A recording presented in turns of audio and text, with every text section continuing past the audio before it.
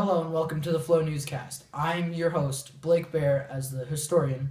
We have Cameron Lampy as the explainer, and Ryan Smith as the effect analyzer. Today we're here to talk about the Cold War, which lasted 46 years and was a standoff. The standoff was between the United States of America and the USSR. Now over to Cameron.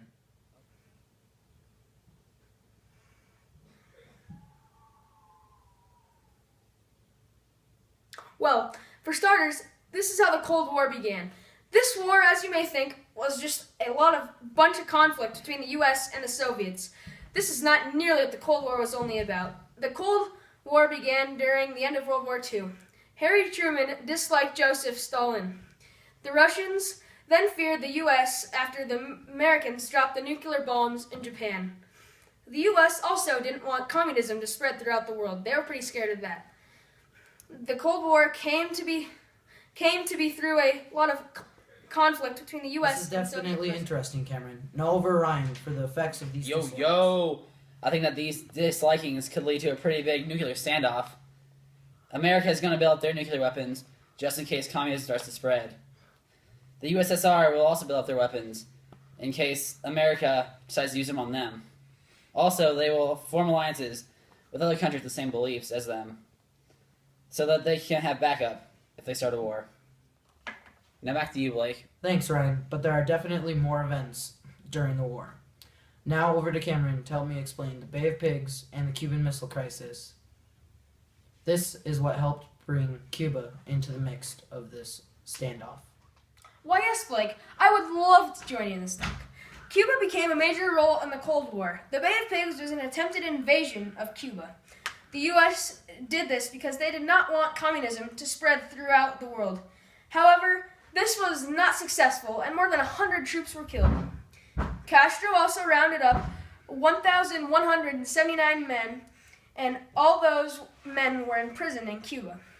After 20 months of negotiating, Castro finally made a deal with the U.S., and he gave up his troops for $53 million in baby food and medicine.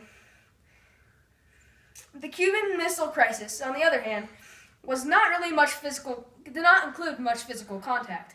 The missile crisis started when an American spy plane spotted nuclear missiles on the island of Cuba that belonged to the Soviets.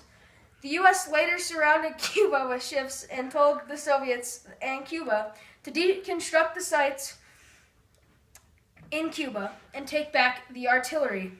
The U.S. and Soviets knew what a nuclear war would do, so they did what the Americans said.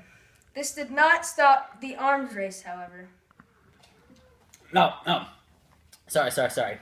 The Bay of Pigs strengthened Fidel Castro's military, since they captured so many soldiers, and showed the rest of the world that they were a force to be reckoned with.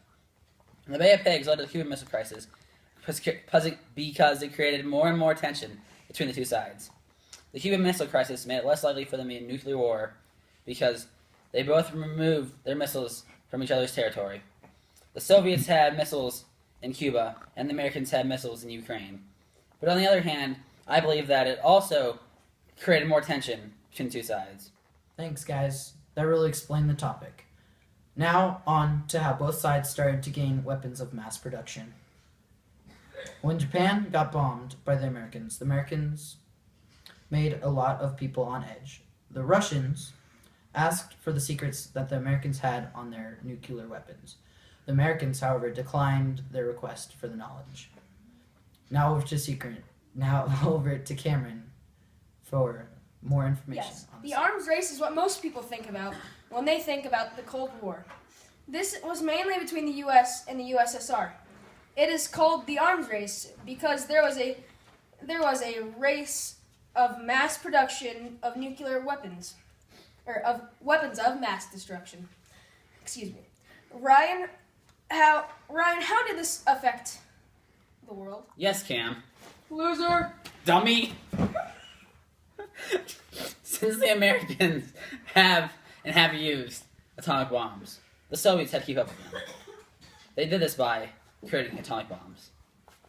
Since the Soviets now had atomic bombs, the Americans had to outdo them. They did this by creating new technology. This went back and forth between the two sides. The world was now in shock about what these two powerhouses could. Thanks, Ryan. Lastly, we have the Iron Curtain. This was called the Iron Curtain, but it certainly was not a curtain made out of iron.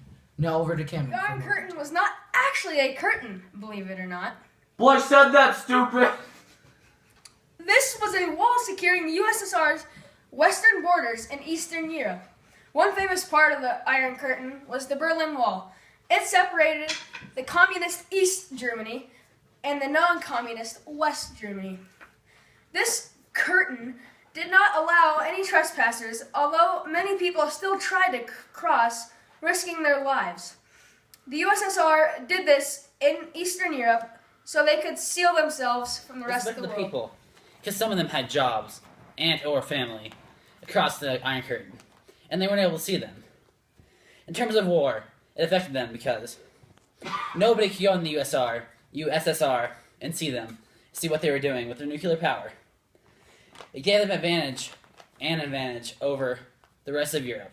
Well, that's all for this newscast here at The Flow. Thank you, folks. And you stay classy, Mr. Albert's third period class. Brought to you by... Tu madre! Tu madre! You just got pudding all over my phone. Reese! What? Film it! The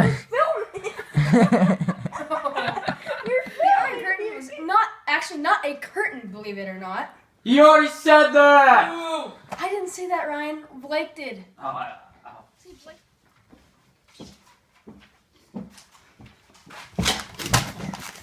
Hello, I'm Paul. I got some acting lessons at the Levy House for 19 payments of $36.95.